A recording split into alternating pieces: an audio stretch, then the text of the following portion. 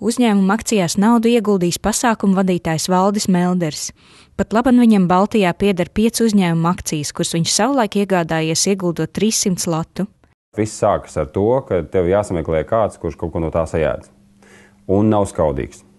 Ja? Ir gatavs padalīties informācijā. Otrakārt, tev jāaizmirst visu, ko tu esi redzējis filmās, ja? Izņemot tās milzīgās līknes un daudzos monitors. Tā ir taisnība.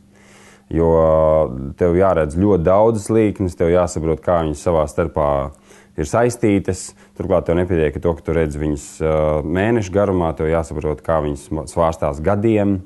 Tad tev ir jābūt labam psihologam, tev jāsaprot, kā strādā pūļa psiholoģija. Tev ir jābūt ļoti informētam, tev visu laiku jāzina, kas kurā pasaules malā notiek. Ir tīpaši, ja tu esi iegādājies kaut kādas akcijas, kuras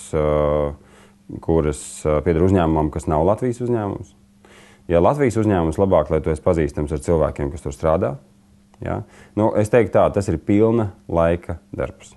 Ir ļaudis, kuriem ir ļoti daudz labu ieteikumu. Tā nelaime ir tāda, ka viņiem šie ieteikumi ir atkarībā no tā, ko viņi paši grib pirkt vai pārdot.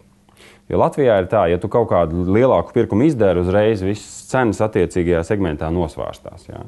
Es izmantoju e-brokeri. E-brokeris ir programma, kur tu pats vari kaut ko pirkt un pārdot un izlikt pārdošanai par noteiktu cenu. Un tad, ja kāds atrodas, kur tas interesē, tad viņš par to cenu kaut kad nopērk. Un ja nenopērk, tad attiecīgi tu vari mainīt vai nu cenu, vai nu paturēt akcijas.